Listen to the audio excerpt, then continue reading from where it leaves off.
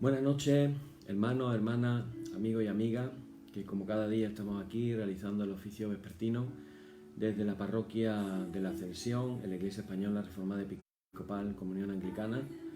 El reverendo Miguel Ángel Pino os habla. Comenzamos como cada día dando los datos de la pandemia en España en concreto. Entre ayer y hoy se han registrado 56 fallecidos más y 446 nuevos casos de personas que se han contagiado. Pero dicho esto, ha habido un cambio en el cómputo de los fallecidos y el informe que Sanidad acaba de pasar en el día de hoy es que hay 1918 muertos menos que ayer.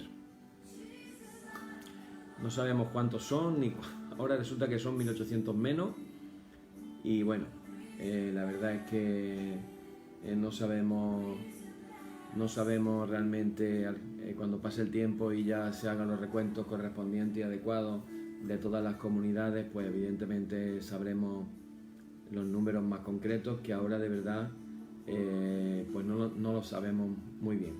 Bueno, en el día de hoy, hermanos, vamos a comenzar a un nuevo tema y vamos a estar compartiendo acerca del tema del Espíritu Santo.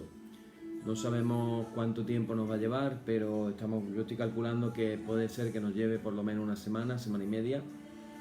Y la verdad es que se presenta bastante interesante. Tengamos en cuenta, hermanos, que este domingo que viene vamos a celebrar el día de Pentecostés.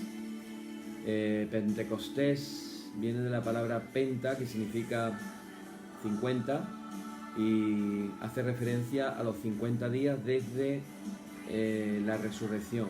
Desde la resurrección hasta Pentecostés pasan 50 días.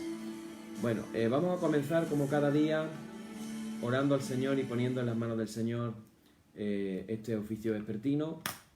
Lo vamos a hacer de una manera especial porque comenzamos un nuevo tema y esperamos pues que nos pueda servir igual que nos ha servido el tema que hemos tocado anteriormente. Así que ponemos en las manos del Señor esta reunión y todo lo que va a pasar en ella. Padre, en esta noche te damos las gracias porque tú nos alimentas a través de tu palabra, que en esta noche, Señor, podamos recibirla, podamos aprender más cosas y sobre todo queremos pedirte, Señor, que podamos llevarlo a la práctica, que todo aquello que recibimos de ti podamos ponerlo en práctica y que nuestra vida pueda ser transformada, nuestra vida pueda ser cambiada por el poder de tu palabra y por el poder de tu Espíritu Santo. Gracias, Señor, porque tú nos prometiste que estarías con nosotros todos los días hasta el fin del mundo, y esa promesa la has cumplido precisamente a través de tu Espíritu Santo. Señor, que en esta noche nuestros corazones estén abiertos, nuestros oídos espirituales, nuestros ojos espirituales tú los abras, para que podamos ver, Señor, en el mundo espiritual, para que podamos ver las cosas que tú estás viendo, Señor, y para que podamos ser enseñados de la persona del Espíritu Santo. Por eso, Señor, que nuestra oración a partir del día de hoy sea, sobre todas las oraciones, de una manera especial. Vamos a pedirte, Padre, que tú nos llenes con tu Espíritu Santo. En el nombre de Jesús, amén. Amén, hermanos. Y comenzamos nuestro oficio. Yo he enviado hoy el nuevo oficio porque estamos en el tiempo ahora desde la Ascensión hasta Pentecostés. Entonces hay toda una serie de cosas ahí que no las hacemos igual que antes. La mayoría sí, pero no todas. Comenzamos como cada día diciendo: en el nombre de nuestro Señor Jesucristo sea luz y paz. Amén. Desde el nacimiento del sol hasta donde se pone, sea alabado el nombre del Señor. El nombre sea el nombre del Señor, bendito desde ahora y para siempre. Oh Dios, cuyo nombre es bendito desde la salida del sol hasta su ocaso, llena de ciencia nuestros corazones y abre nuestros labios en tu alabanza, para que como eres bendito con el debido honor por todos los siglos, así seas alabado de oriente a occidente por todas las naciones. Amén. Por tu misericordia, oh Dios nuestro, que eres bendito y vives y gobiernas todas las cosas, por los siglos de los siglos. Amén. Decimos ahora el número 4. Las obras de las manos del Señor son verdad y juicio, fieles son todos sus mandamientos. Oíd el resumen que nuestro divino Maestro ha hecho de los mandamientos del Señor. Amarás a tu Dios con todo tu corazón y con toda tu alma y con toda tu mente. Este es el primero y el grande mandamiento, y el segundo es semejante a este: amarás a tu prójimo como a ti mismo. De estos dos mandamientos pende toda la ley y los profetas, y a nosotros, discípulos suyos, nos ha dado Jesús un mandamiento nuevo, diciendo: este es mi mandamiento, que os améis los unos a los otros como yo os he amado, y en esto conocerán todos que sois mis discípulos, si tuvierais amor los unos con los otros. Y ahora hacemos la oración todos juntos diciendo: Señor Jesucristo, sin cuyo auxilio nada podemos hacer, mora en nosotros y habilítanos con tu gracia, para que llevando mucho fruto podamos glorificar al Padre Celestial. Amén. Hermanos muy amados, reconociendo con sinceridad cuán lejos estamos de haber cumplido fielmente la voluntad del Señor, humillémonos en su presencia y con un corazón contrito confesemos todas nuestras faltas y transgresiones, seguro de que Él oirá nuestra súplica. Y decimos ahora todos juntos: Padre omnipotente y misericordioso, la confusión y la vergüenza no nos dejan levantar nuestro rostro en tu presencia. Por eso, con humildad y dolor de corazón, confesamos que nos hemos desviado de tu sendero y como ovejas perdidas hemos andado descarriados fuera de tus caminos. Hemos seguido desordenadamente las intenciones y deseos de nuestro propio corazón, hemos roto tus santos mandamientos, además de no hacer lo que debíamos, hemos hecho lo que no estaba bien hacer. Por eso, Señor, ten misericordia de nosotros, pobres pecadores. Perdona, oh Dios, a los que confiesan sus culpas, restaura a los que se arrepienten, según tus promesas declaradas a toda la humanidad, en Jesucristo nuestro Señor. Amén.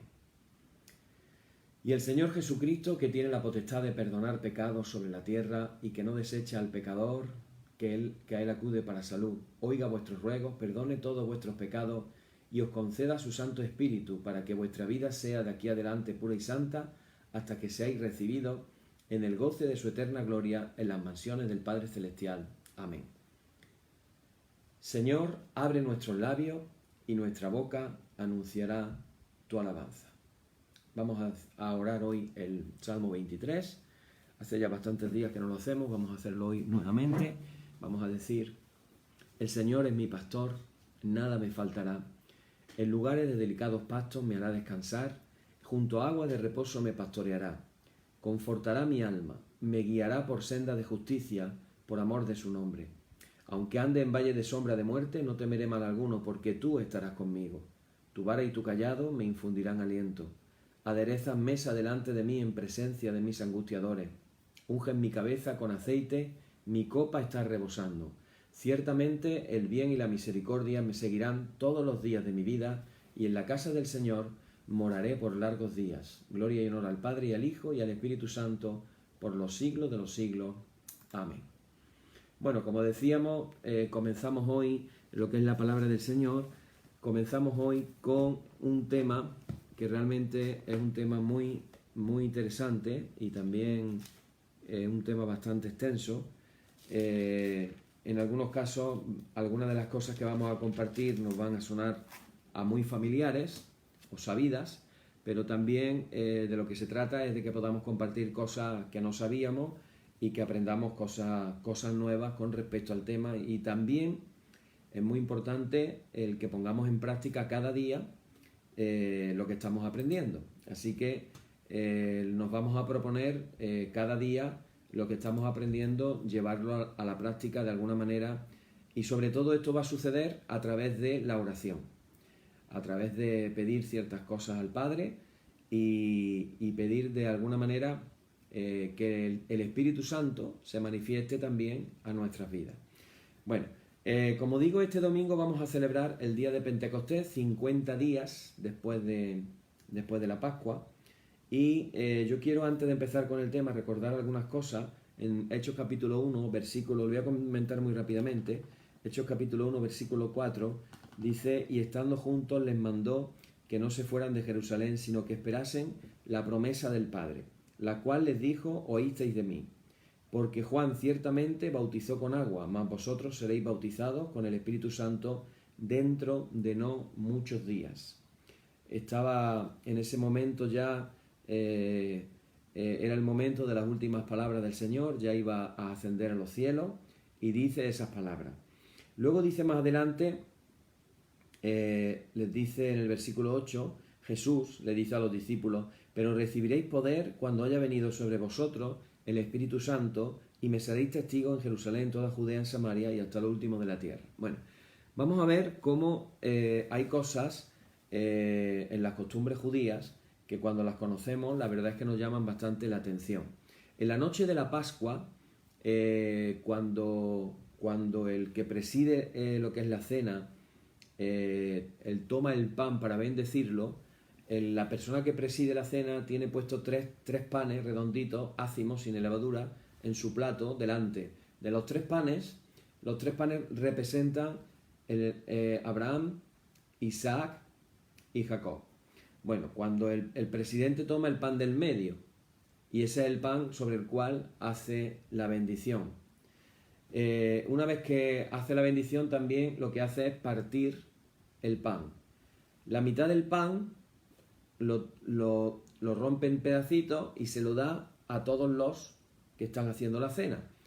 Digamos que ese es el comienzo de la cena. Cuando el presidente reparte un trocito de pan a todos, una vez que lo ha bendecido, es, digamos, el comienzo de la cena. Pero el otro pedacito de pan, la otra mitad, lo guarda en una bolsita especial. Es lo que llaman los judíos el afikomen. Esa bolsita es para hacer un juego. En esa bolsita la esconden en la habitación, en algún lugar. Recordar que en la fiesta de la Pascua los niños participan en esa cena de una manera especial. Los niños le hacen preguntas a los que están presidiendo. Entonces le dicen, por ejemplo: ¿por qué esta noche es diferente de las otras noches?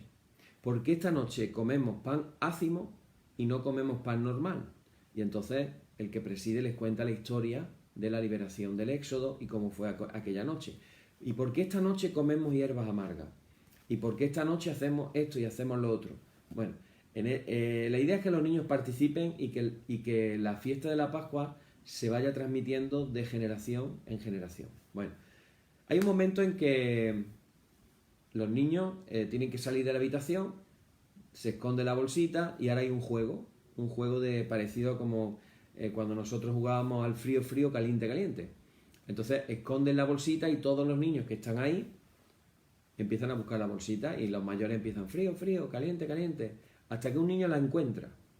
Ese niño que ha encontrado la bolsita, el padre de ese niño, porque se reúnen por familias, ¿vale? El padre de ese niño le hace la promesa delante de todos los que están allí que le va a hacer un regalo. ¿Qué día le entrega el regalo al niño? El día de Pentecostés. Ahora fijaros qué cosa tan curiosa. El pan de en medio, ahora los panes ya no son Abraham, Isaac y Jacob. Ahora son el Padre, el Hijo y el Espíritu Santo. Ese pan del medio es el que cogió Jesús y él dijo, de ese pan del medio él dijo: esto es mi cuerpo. Esto es mi cuerpo. Entonces, como diciendo, esto ya no es Isaac, ahora es mi cuerpo. ¿Qué dijeron de Jesús? De Jesús dijeron: he ahí el Cordero de Dios que quita el pecado del mundo. Lo dijo su primo Juan el Bautista. ¿Qué pasó con Isaac? Que iba a ser sacrificado por Abraham y Dios proveyó un cordero, un carnero. Así que lo que Isaac simbolizaba ahora lo es Cristo. Y ahora fijaros qué interesante. Quien encuentra a Cristo recibirá, o sea, ese pan que está escondido, recibirá la promesa del Padre el día de Pentecostés. Con esto en mente, pensar lo que está diciendo Jesús. Jesús les dice: les mandó que no se fueran de Jerusalén, sino que esperasen la promesa del Padre, la cual les dijo: oísteis de mí. ¿Cuál era la promesa del Padre que oyeron de él? Y ahí nos vamos a Lucas, cuando Lucas habla de que cuando un hijo le pide a su padre un pan, el padre no le da una piedra, y cuando le pide pescado no le da una serpiente. Entonces Jesús dice: si vosotros siendo malos le dais cosas buenas a vuestros hijos, ¿cuánto más mi Padre no le dará el Espíritu Santo a los que se lo pidan? Entonces, ¿cuál es la promesa del Padre? el Espíritu Santo. Por eso dice en el versículo 8, recibiréis poder cuando haya venido sobre vosotros el Espíritu Santo y me seréis testigos en Jerusalén, en toda Judea, en Samaria y hasta lo último de la tierra. Ahora, si aquellos que estuvieron por 3 años andando con Jesús necesitaron recibir el poder del Espíritu Santo para ser testigos, yo me hago una pregunta, y nos vamos a hacer muchas preguntas a lo largo de todos estos estudios, pero yo me hago una pregunta, y yo quiero que tú también te hagas una pregunta. Si esos que estuvieron con Jesús y vieron el poder de Jesús en acción y recibieron la enseñanza directamente de Jesús, necesitaron el poder del Espíritu Santo para ser testigos, la pregunta es, ¿cuánto más no lo necesitaremos nosotros? Y ahora llega el día de Pentecostés, en el capítulo 2, ya sabemos la historia, me supongo que todos sabéis la historia, no la voy a repetir, de lo que pasa ahí, solamente quiero recordar unas palabras, y es que cuando sucede todo lo que es el derramamiento del Espíritu Santo, Pedro se pone de pie, ese Pedro que había negado a Jesús 3 veces, cuando recibe el poder del Espíritu Santo, tiene valentía para salir a la calle, junto con el resto de los discípulos, y a partir de ahí ya no esconderse de lo que ellos eran. Hasta ese momento estaban escondidos, a ver si les podía pasar lo mismo que le había pasado a su maestro, es decir, lo mismo que habían matado a su maestro, podían matarlo a ellos. Entonces ellos andaban escondidos. Pero a partir del derramamiento del Espíritu Santo reciben valentía y ya les da igual. Y salen a la calle. Y ya no se esconden de lo que son ni de lo que hacen. Y claro, la gente pregunta, ¿qué es esto? ¿Esto qué es? ¿Qué está pasando aquí? Y entonces Pedro les responde. Y Pedro les dice, ante la reacción de lo que estaban viendo, porque mucha gente se estaban burlando pensando que la gente estaba borracho, Pedro se puso en pie, alzó la voz y les habló diciendo, varones judíos y los que habitáis en Jerusalén, esto sea notorio y oíd mis palabras, porque estos no están ebrios, estos no están borrachos, como vosotros pensáis, suponéis, puesto que es la hora tercera del día, es decir, la hora las 9 de la mañana. Mas esto es lo dicho por el profeta Joel, y en los postreros días, dice Dios, derramaré de mi espíritu. Bueno, yo os recomiendo en casa como una tarea que os leáis el capítulo 2 del libro de Hechos de los Apóstoles, y ahí vais a ver todo lo que dice, ¿vale? Y muy interesante, un capítulo bastante largo, y me llama mucho la atención porque en el versículo 39 dice Pedro, porque para vosotros es la promesa. ¿Y cuál es la promesa? El derramamiento del Espíritu. Dice, también para vuestros hijos. O sea, la idea no es, esto no es momentáneo, esto no es para esta generación, esto es también para la generación siguiente. Vuestros hijos son la generación siguiente. Dice, y ahora viene, y esto también es para todos los que están lejos. Fijaros, la promesa es para las generaciones y la promesa es sin límite de espacio en el mundo, es decir, para todos los habitantes de la tierra, para todos los que están lejos. ¿Y para cuántos el Señor, nuestro Dios, llamare? La pregunta es, si a ti Dios te ha llamado, si a mí Dios me ha llamado, concluimos que el Espíritu Santo, tal como se nos describe en el libro de los Hechos de los Apóstoles, la promesa, esa promesa del Espíritu Santo también es para nosotros. Así que, hermanos, pongámoslo en oración. Comencemos a hacer oraciones muy humildes, muy sencillas. Pidámosle al Señor, Señor, lléname de tu Espíritu Santo como fueron llenos los discípulos ese día de Pentecostés.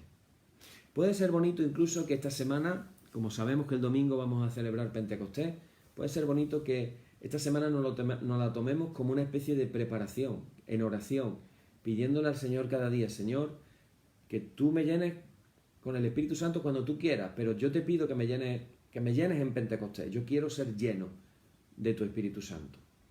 Y vamos a compartir, hoy iniciamos el tema de el Espíritu. ¿Quién es o qué es el Espíritu Santo? La realidad es que en la Iglesia Apostólica esta pregunta no tuvo lugar.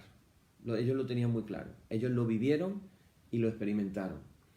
Pero más adelante algunos dirigentes del cristianismo comenzaron a enseñar que el Espíritu Santo fue creado por el Hijo de Dios. Entonces, ¿qué pasaba? Que como era un ser creado, no se le podía considerar como un miembro de la deidad. Esto era en realidad negar la doctrina de la Trinidad. Es curioso porque antes de negar la deidad del Espíritu Santo se negó la deidad de Jesús. Es decir, primero vino el arrianismo, esa doctrina en la cual se decía que Jesús era hombre, pero Jesús no era verdadero Dios. Cuando esa doctrina en el concilio de Nicea es resuelta y se proclama que Cristo es verdaderamente Dios y verdaderamente hombre, años más adelante surge otra idea, la que estoy yo comentando aquí, que el Espíritu Santo había sido creado por Jesucristo, que era Dios, pero ya estaban negándose lo que era la deidad al Espíritu Santo. Hoy yo quiero que dejemos sentado dos cosas, las vamos a compartir muy rápidamente, aparte de lo que ya he compartido, a modo de introducción. Vamos a dejar dos temas principales muy claros, si da tiempo el primero y si no el segundo lo vamos tocando mañana, no queremos hacerlo con prisa. El primero es la persona del Espíritu Santo. Y las Escrituras nos enseñan muy claro que el Espíritu Santo es un ser personal. O sea, el Espíritu Santo no es una cosa. El Espíritu Santo no es un viento. Estamos hablando de que a veces hay creyentes que malinterpretan qué es el Espíritu Santo y lo miran como una cosa en vez de una persona. ¿Por qué hay esta confusión? ¿Por qué encontramos esta confusión? Bueno, vamos a decir algunas razones de por qué hay esta confusión. La primera, porque en las Escrituras el Espíritu es el miembro de la deidad que menos se menciona. Evidentemente, cuando tú te paras a ver en la Biblia cuántas referencias hay acerca del Padre, cuántas referencias hay acerca del Hijo, y las comparas con las referencias acerca del Espíritu Santo, pues evidentemente son muchas menos. También porque la palabra espíritu sugiere la ausencia de persona. O sea, es muy fácil asignar una idea de persona a alguien que es padre o a alguien que es hijo, perdón. Pero, por ejemplo, en el idioma inglés, la idea el género de la palabra espíritu es neutro, es decir, no es ni masculino ni femenino, es neutro. ¿Qué es lo que significa? Que hablando estrictamente, el pronombre que debe de usarse para una palabra que es neutra debe de ser un pronombre neutro. Pero vamos a ver que en la Biblia hay mucha evidencia de que el Espíritu Santo es realmente una persona. También, en parte, los idiomas bíblicos también a veces son responsables de este problema. Por ejemplo, nuestra palabra espíritu es una traducción sencilla y válida de la palabra hebrea que sería ruach. En griego sería neuma. Entonces, cuando dice, por ejemplo, en el principio creó Dios los cielos y la tierra, y dice, y el Espíritu de Dios, el ruach de Dios, se movía sobre la faz de las aguas. Ruach es una palabra que puede también traducirse como viento o aliento. Por eso a veces se traduce, la palabra espíritu se traduce como y el viento de Dios se movía sobre la faz de las aguas. Claro, ya si tú lo traduces por viento en vez de por espíritu, ya estás viendo como que fuera una cosa. Las palabras originalmente, tanto ruach como neuma, se usaban para fuerzas inanimadas e impersonales, como acabamos de decir. Pero más tarde se las aplicó a la palabra espíritu. En la gramática hebrea, la palabra, fijaros qué curioso es esto, la palabra ruach está predominantemente en género femenino. Es como que se hablara del espíritu en términos femeninos. Sin embargo, en el griego, la palabra neuma otra vez la encontramos con el género neutro. Ahora bien, las traducciones de la Biblia también a veces pueden ser inadecuadas.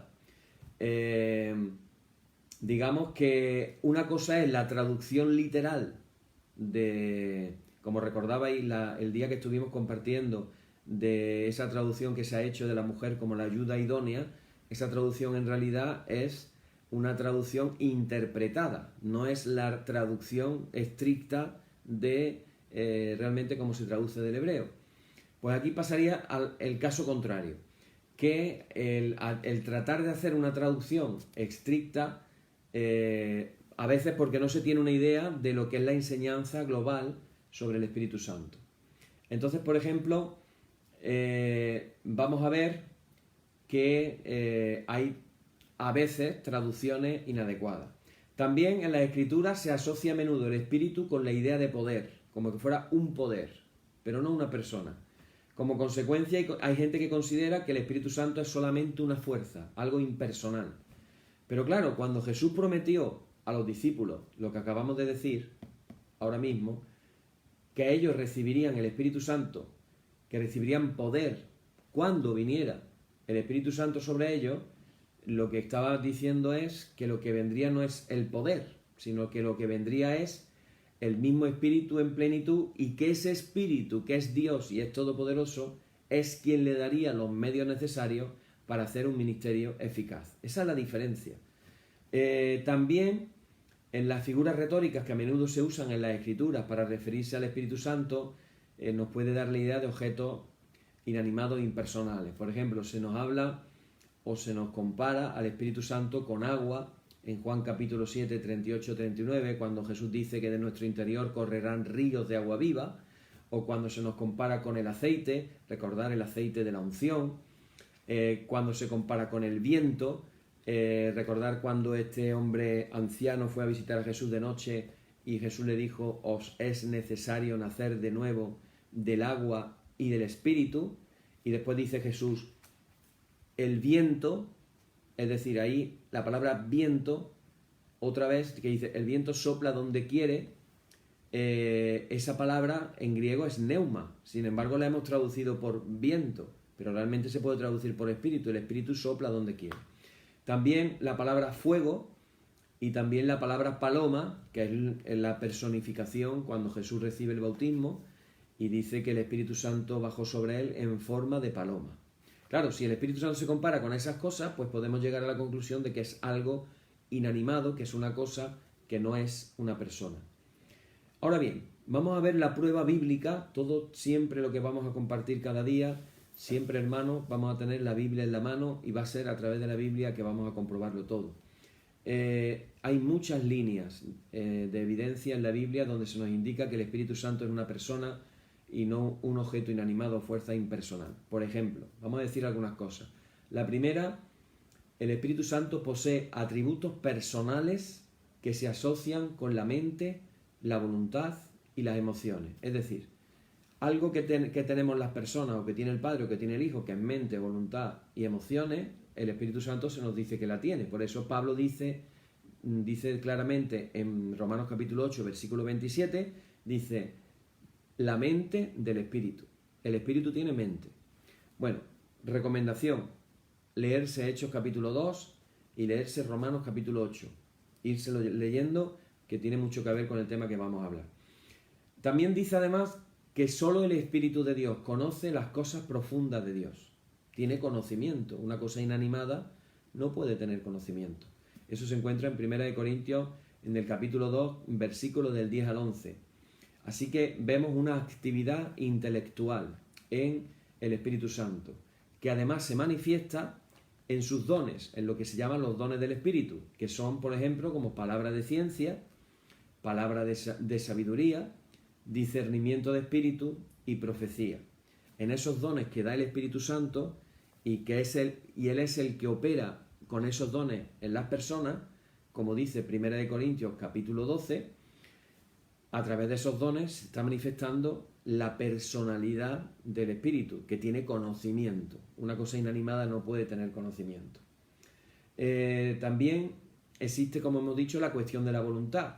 Los actos soberanos del Espíritu Santo son un aspecto de esto. Por ejemplo, dice que el Espíritu Santo reparte los dones a cada uno según Él quiere, según Él lo determina. 1 Corintios 12, versículo 11.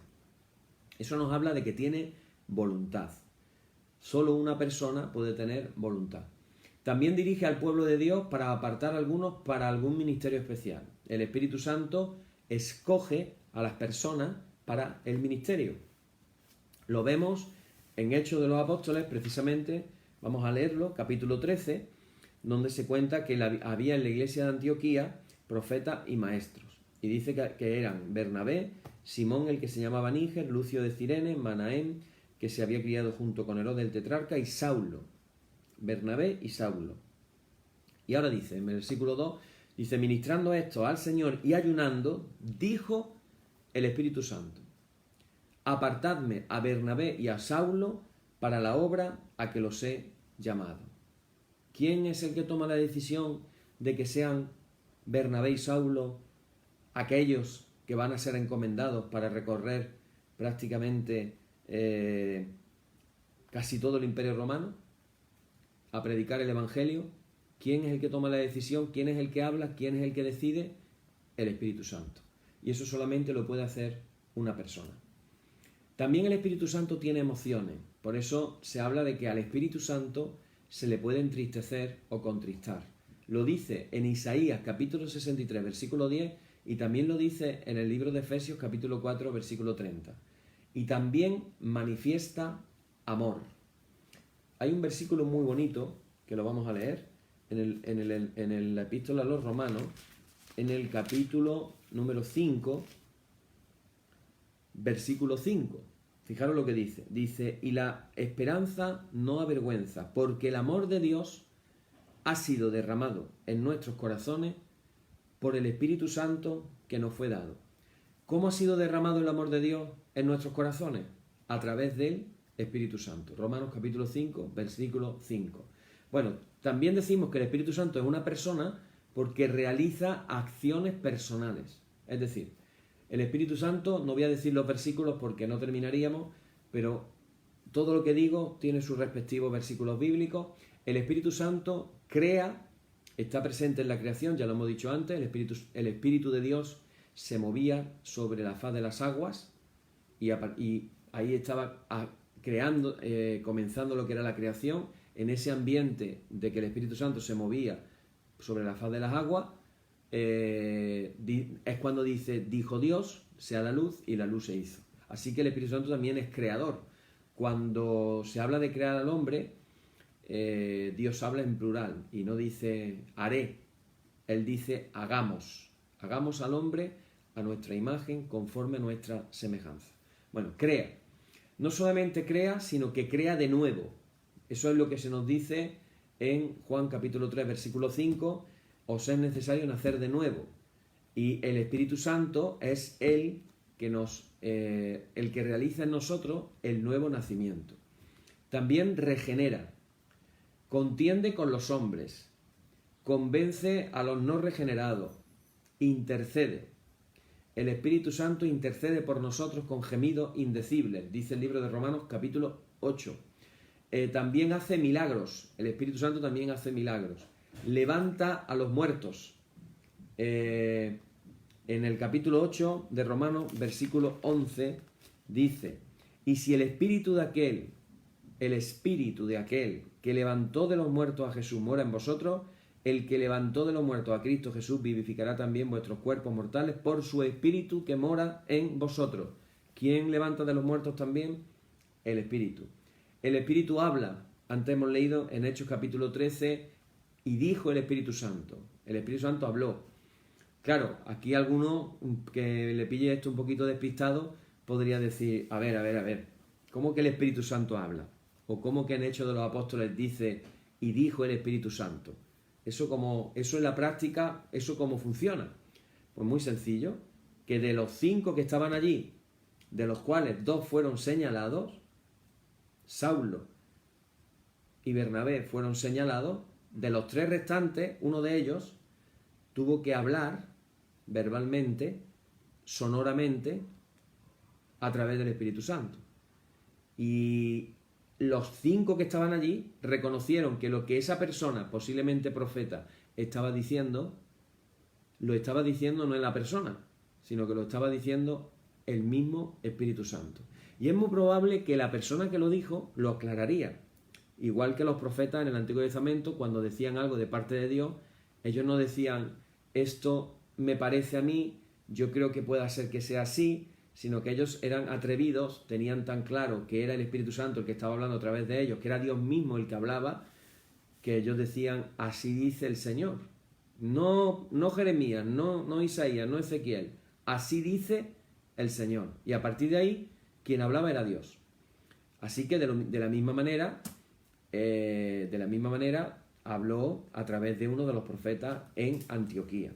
Por eso nosotros cuando decimos el credo, que hoy lo vamos a decir, en el credo decimos, creemos en el Espíritu Santo. Y una de las cosas que decimos es que habló por los profetas. ¿Cómo hablaron los profetas? A través del Espíritu Santo. Al Espíritu Santo hemos dicho antes que se le puede contristar y se le puede ofender personalmente. El Espíritu Santo puede ser ofendido. Entonces vemos que una de las acusaciones que el diácono Esteban hizo a los que lo estaban persiguiendo, cuando él hace una defensa de lo que iban a hacer con él dijo, vosotros resistís siempre al Espíritu Santo. ¿Y cómo lo decía eso? Porque resistían a los profetas. Resistí al Espíritu Santo cuando resistí a los profetas. Pedro le acusa a Ananías de mentirle al Espíritu Santo, Hechos capítulo 5. Es decir, que cuando le mintieron a los apóstoles, no estaban mintiendo a los apóstoles, le estaban mintiendo al Espíritu Santo. Así que luego también dijo que Ananías y Zafira habían tratado de tentar al Espíritu del Señor. Pablo amonesta, como hemos dicho antes, amonesta a los creyentes que no entristezcan al Espíritu Santo. Posiblemente hace el recordatorio de cuando Israel ofendió a Dios en el desierto, precisamente ofendiendo al Espíritu Santo. En uno de los pasajes más solemnes de toda la Biblia, Jesús hace una advertencia muy seria. Y esa advertencia es en contra de blasfemar o pecar contra el Espíritu Santo. Y esa ofensa y esa blasfemia se cataloga como el pecado imperdonable. Dios perdona todos los pecados, pero Jesús mismo dice que quien ofende al Espíritu Santo, quien blasfema, quien peca contra el Espíritu Santo, ahí no hay perdón. Así que la cosa es bastante seria. Los pasajes aparecen en Mateo capítulo 12, versículo 32, Marcos 3, del 22 al 30 y Lucas 12, versículo 10. ¿Qué sucede ahí? Lo cierto es que los estudiosos y los eruditos no se ponen de acuerdo. ¿Cuál es ese pecado? ¿Cómo se comete ese pecado?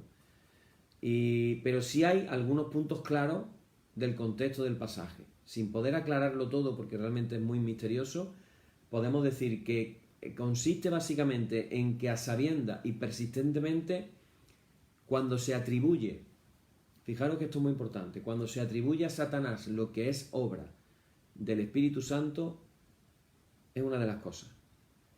Por eso, cuando Jesús hacía las cosas y decían, demonio tiene. O sea, el espíritu que había en Jesús, llegaron a decir los fariseos, demonio tiene. Imaginaros qué ofensa tan increíble. Que el espíritu que movía a Jesús no era el Espíritu de Dios, el Espíritu Santo, era un demonio, un espíritu dentro de él. Otra cosa es cuando se rechaza a Jesucristo como el escogido de Dios y el ungido para la liberación de la humanidad. O sea, cuando rechazamos a Jesucristo, estamos también contristando de alguna manera al Espíritu Santo.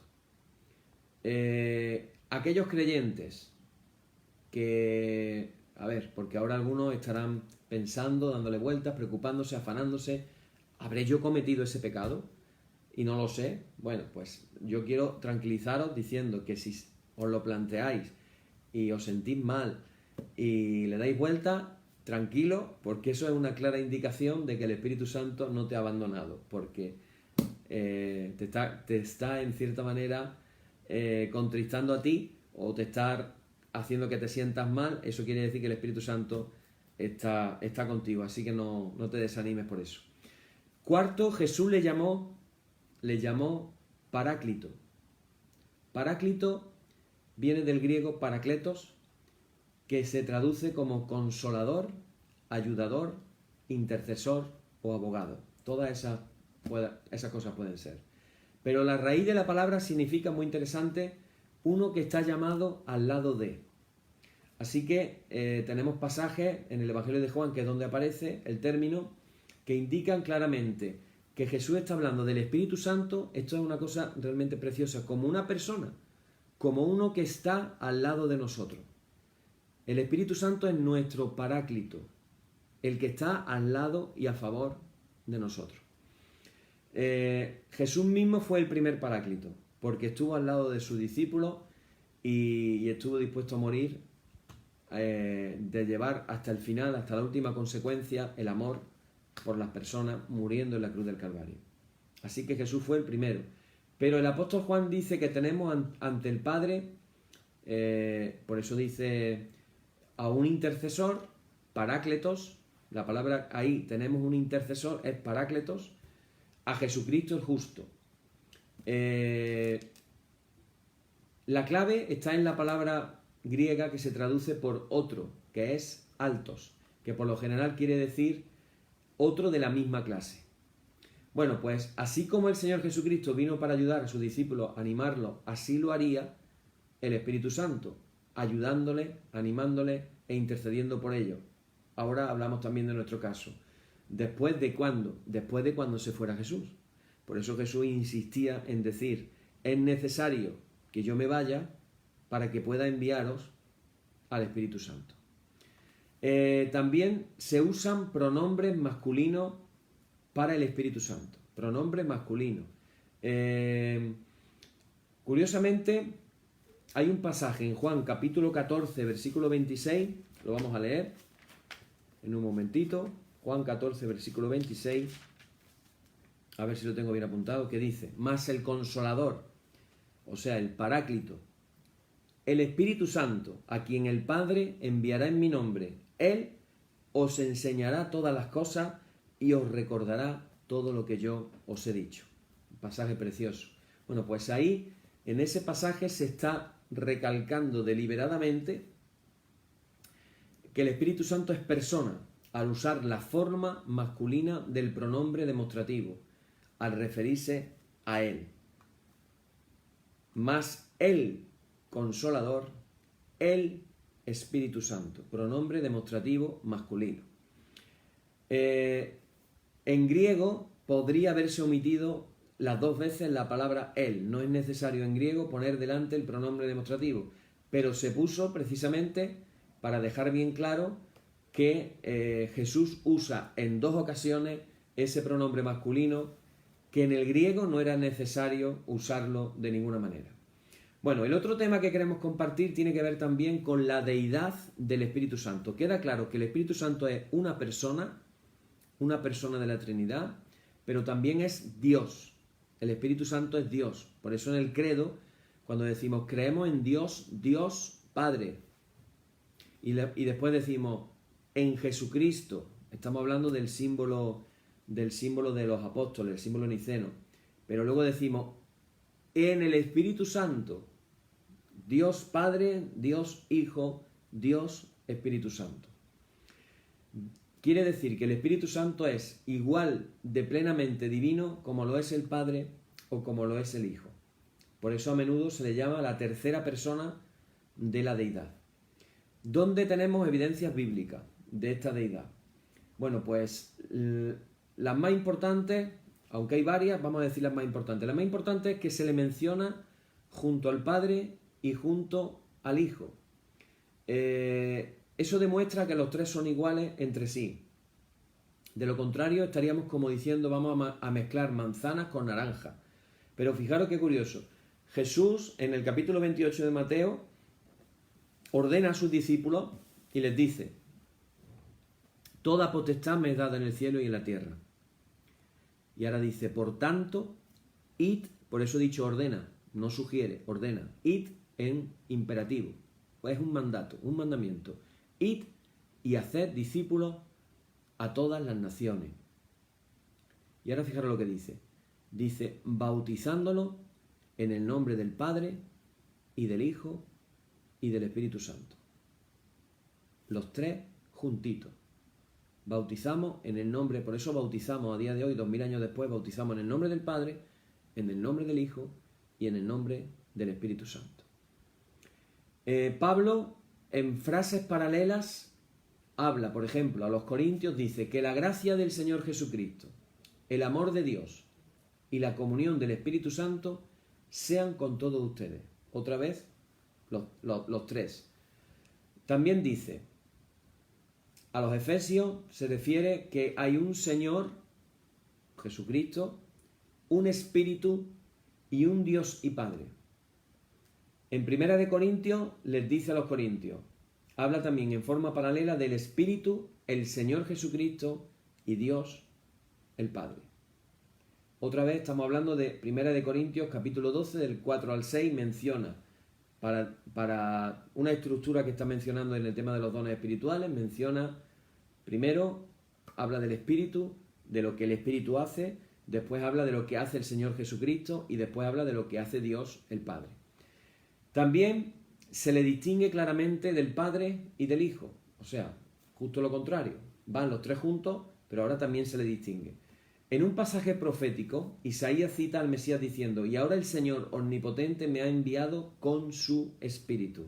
Isaías capítulo 48, versículo 16. Cuando se está refiriendo al Mesías dice, y ahora el Señor omnipotente, aquí la palabra Señor la estamos sustituyendo, recordar, por la palabra Yahvé, y ahora Yahvé omnipotente me ha enviado con su Espíritu. ¿Me ha enviado a quién? Al Mesías. Esta distinción de identidades también lo evidenciamos en el bautismo de el bautismo de Jesús. El escenario es, llega Jesús al río Jordán, está Juan el Bautista, lo bautiza, y cuando lo está bautizando se hace una descripción diciendo que el Espíritu Santo vino sobre él en forma de paloma y el Padre habló desde los cielos. Entonces, fijaros, ahí está, en el bautismo de Jesús está la Trinidad.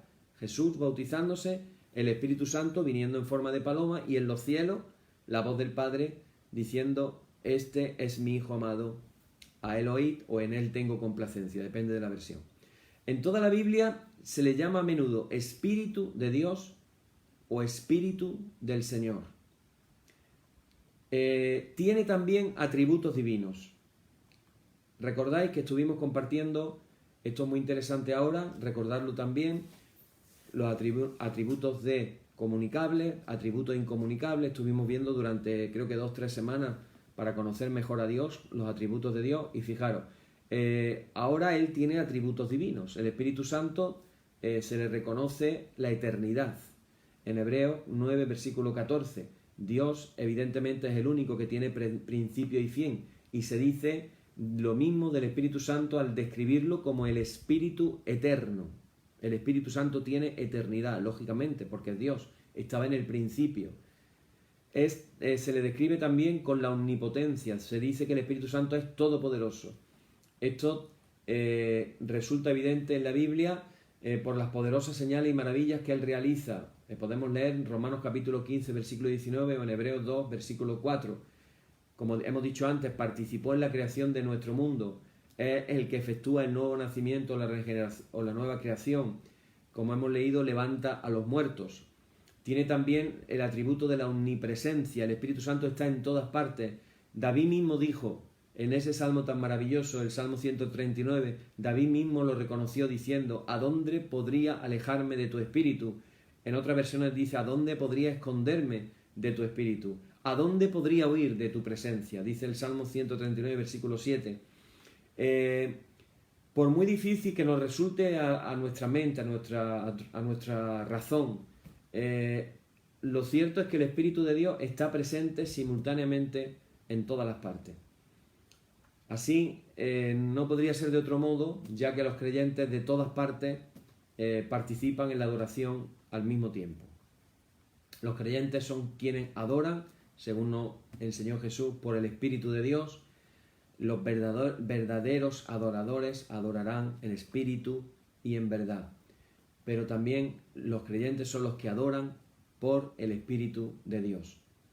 Es omnisciente, lo sabe todo. El Espíritu Santo lo sabe todo. Nada le es oculto, como hemos dicho antes en 1 Corintios 2, del día al 11.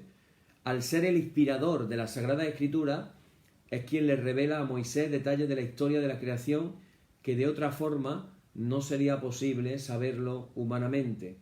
Claro, aquí tenemos dos maneras de ver las cosas. Lo que el Génesis que escribió Moisés, yo sigo creyendo que el Génesis lo escribió Moisés, y luego tenemos otras tendencias teológicas que se explican de otra manera. Pero yo creo en la revelación de Dios a través del Espíritu Santo a Moisés. Se nos cuentan que hay cosas que se copiaron de leyendas babilónicas, pero cuando tú te pones a leer las leyendas babilónicas, más bien lo que hace el escribir la creación, lo que hace es desmistificar a los dioses babilónicos. No nos olvidemos de que la religión judía hablaba de un solo Dios. Recordar que hablábamos de Abraham, un solo Dios, mientras que las demás religiones tenían varios dioses, entre los cuales estaban, por ejemplo, el sol y la luna. Acordaros del dios, el dios sol de los egipcios y la diosa luna. Sin embargo, ¿qué es lo que se dice del sol y de la luna en el libro de Génesis? No se nos dice que son dioses, se nos dice que fueron creados por Dios. Hay una diferencia. Entonces Génesis realmente lo que está es desmitificando las leyendas acerca del resto de los dioses, dándole el lugar principal a Dios como el que lo creó todo de la nada. Bueno, el Espíritu Santo es omnisciente en asuntos relativos al pasado eterno, al pasado desde que empieza, digamos, a correr el tiempo humano, al presente y también, por supuesto, al futuro. Por eso actuó en los autores de la Biblia. Hemos leído aquí: Él os enseñará todas las cosas, le dijo Jesús a sus discípulos, y Él os recordará todo lo que yo he dicho, para que todo lo que estuviera escrito en los evangelios fuera lo que la providencia divina quiso disponer para nuestra enseñanza y para nuestra propia vida espiritual. El Espíritu Santo, como su nombre indica, santo, tiene una santidad absoluta. La designación Espíritu Santo aparece más de 90 veces en la Biblia, todas excepto 3 en el Nuevo Testamento. Específicamente se le llama el Espíritu Santo, indicando la santidad única y su separación de todos los demás seres espirituales, ya sea Satanás, los espíritus malos, los ángeles, pero también Pablo le llama el Espíritu de Santidad, que es la forma de decir Espíritu Santo en hebreo, según nos viene en el Salmo 51, versículo 11, o en Isaías, profeta Isaías 63, del día al 11. También el Espíritu Santo realiza obras de deidad, es decir, hemos dicho ya que solo Dios creó y sustenta nuestro universo, que lo mismo decimos de Jesús. En hebreo se dice que Jesús, por la palabra de su poder, es el que sostiene todas las cosas a día de hoy. Y también encontraremos que se le llama expresamente Dios. Y el apóstol Pedro aceptó sin cuestionamiento la plena deidad del Espíritu Santo. Por eso, en el relato de ese encuentro que tienen Ananías y Safira con él, Pedro le dice claramente a Ananías: ¿cómo es posible que Satanás haya llenado tu corazón para que le mintieras al Espíritu Santo? Y fijaros lo que dice. Dice Pedro: porque no han mentido a los hombres, sino a Dios. Es decir, mentirle al Espíritu Santo es lo mismo que mentirle a Dios. Pecar contra el Espíritu Santo, como nos está diciendo Pedro, es pecar contra Dios. Así que Pedro tiene muy claro quién es el Espíritu Santo. Esto nos lleva ya a una última cuestión para terminar hoy, que tiene que ver con si es apropiado orar al Espíritu Santo o darle alabanza. Claro, esta es una pregunta que surge una vez que nos damos cuenta de que el Espíritu Santo es la tercera persona de la Trinidad y también el Espíritu Santo, por supuesto, es Dios. Aquí hay que aclarar algo. La oración normalmente se dirige, hemos sido enseñados a que se dirija al Padre por medio de Jesús, nuestro mediador, y se hace en o por el Espíritu Santo. Digamos que esa sería la estructura adecuada. Cuando oramos, por eso Jesús nos dijo, cuando oréis, decir así, Padre nuestro. Nos dirigimos al Padre, pero también nos enseñó a decir, cuando habléis con mi Padre, lo que pidáis, pedirlo en mi nombre, en el nombre del Señor Jesucristo. Entonces, pero también nos encontramos en el Nuevo Testamento dos oraciones que invocan indirectamente, no directamente, pero indirectamente invocan al Espíritu Santo. En la conclusión de 2 de Corintios, Pablo está pidiendo que la comunión del Espíritu Santo esté con los creyentes corintios. Está haciendo una oración indirecta al Espíritu Santo. Y Juan, en el libro de Apocalipsis, pide que la gracia y la paz vengan a los lectores, los que están leyendo, de los 7 espíritus. Claro, en otras partes, esos 7 espíritus, ya sabemos que el libro de Apocalipsis es muy simbólico, esos 7 espíritus en otras partes de la Biblia son los 7 espíritus de Dios. En el mismo Apocalipsis se le llama también los 7 espíritus de Dios. En Apocalipsis capítulo 3, versículo 1, 4, versículo 5 y capítulo 5, versículo 6. Lo cual quiere decir que es una referencia obvia al Espíritu Santo. Recordar lo que dice el profeta Isaías cuando habla que el Espíritu del Señor reposará sobre él, sobre el Mesías, espíritu de sabiduría y de entendimiento, espíritu de consejo y de poder, espíritu de conocimiento y espíritu de temor del Señor. Y el Espíritu del Señor. 7 espíritus. En la Biblia no encontramos un ejemplo claro de oración o alabanza dirigida al Espíritu. Pero si el Espíritu Santo es parte de la Trinidad, no hay nada que impida que podamos orar al Espíritu Santo y que podamos incluso dirigir una alabanza al Espíritu Santo. De hecho, hay canciones que si ahora te viene a la memoria alguna, por ejemplo, hay una canción que habla de Ven Espíritu Santo y se habla ahí de que el Espíritu Santo restáurame, sáname y una serie de cosas. Se está cantando, alabando y al mismo tiempo pidiendo al Espíritu Santo. Bueno, la verdad es que, como veis, los estudios que hemos comenzado hoy tienen mucha densidad y podemos aprovecharlos muy bien. Mi recomendación es, si lo puedes escuchar nuevamente, hay algo que está haciendo la hermana Nancy muy interesante y es que ella, como buena americana metódica que es, coge lo que es el oficio vespertino y calcula exactamente el minuto y el segundo cuando empieza el estudio bíblico. Y calcula el minuto exacto cuando termine el estudio bíblico. Entonces, si tú sabes cuándo empieza y cuándo termina, tú lo puedes poner, buscas el minuto y el segundo y ahí empieza el estudio. Pues es muy interesante porque creo que se puede aprender mucho si lo escuchas por lo menos 2 veces. Si lo escuchas por lo menos 2 veces. Y por último decir, todo esto que yo estoy aprendiendo, que estoy escuchando, ¿cómo lo puedo llevar a la práctica? ¿Cómo podemos pasar lo que tenemos aquí en la mente al corazón? Y la manera de hacerlo es a través de la oración. Tenemos que orar, pedir al Señor, desde esta noche mismo, no se te escape el día sin poder hacer una oración pequeña y decirle al Señor, Señor, que yo pueda ser lleno de tu Espíritu Santo. Lléname de tu Espíritu Santo. Que tu Espíritu Santo me pueda hablar. ¿Has oído alguna vez que Dios te diga algo, que Dios te hable algo? Bueno, si vamos por ahí diciendo a todo el mundo que Dios me habla y Dios me va diciendo algo y Dios me va mostrando alguno va a pensar, uy, este lo tenemos que llevar ya al psiquiatra, porque escucha vocecitas, ¿no? Pero no es así, de verdad que no es así. De verdad que no es así. De verdad que Dios es bueno, maravilloso y Dios nos puede hablar de muchas y diferentes maneras. Pero tú simplemente dile a Dios y dile al Espíritu Santo, háblame, que yo pueda aprender a oír tu voz. Así que queremos tomarnos este estudio no solamente como algo, vamos a decir, didáctico, sino también como algo práctico. Así que ahora después, cuando terminemos en un momento dado del oficio, antes de terminar, vamos a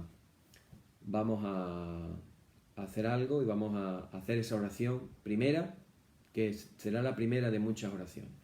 Bueno, ayer me pidieron una canción, no me quiero excusar, pero estamos haciendo aquí lo que podemos con la guitarra. No tenemos piano, no tenemos percusión, tenemos una guitarrita. Y me han pedido que cante una canción de Jesús Adrián Romero que dice Ayer te vi, que es una preciosidad de canción. Por lo menos yo quiero que te quedes con la letra, por eso animo a cerrar los ojos un momentito y que te quedes escuchando la letra, ¿no? A lo mejor la música y la ejecución no son tan importantes, pero sí quédate con el espíritu que se transmite de la canción y con lo que dice la letra. Dice así, ayer te vi, dice la canción.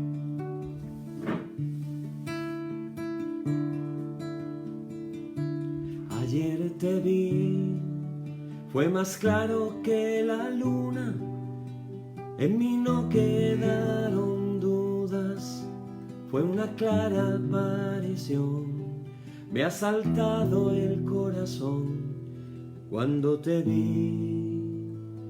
Ayer te vi, después de buscarte tanto, antes de salir el sol, y pedirte que me dejes ver tu rostro en oración.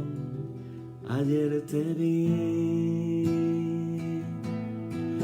un niño de la calle, sin un lugar para dormir, te vi en sus manos extendidas, pidiendo pan para vivir, te vi en sus ojos suplicantes y en su sonrisa titubeante. Ayer te vi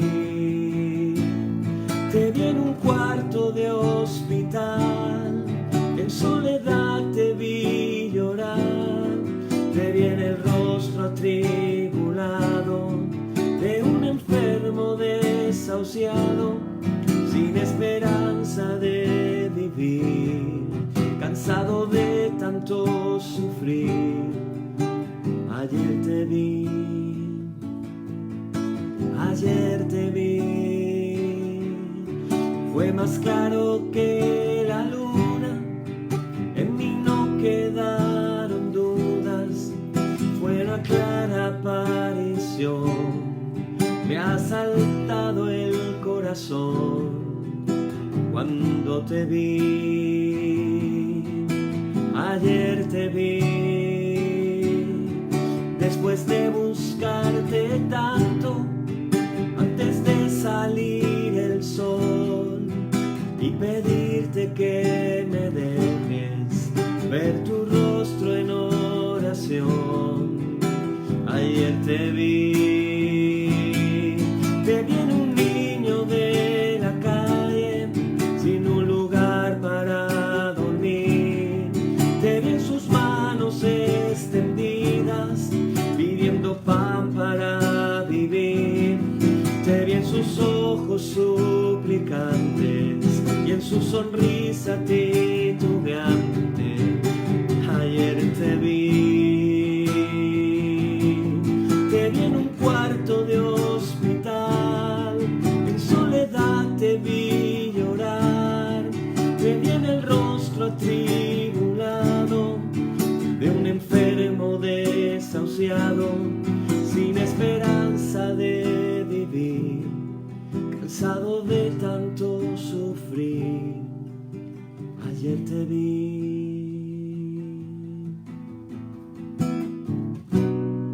Ayer te vi, te disfrazas y te escondes de mi vista, pero ayer te vi, ayer te vi.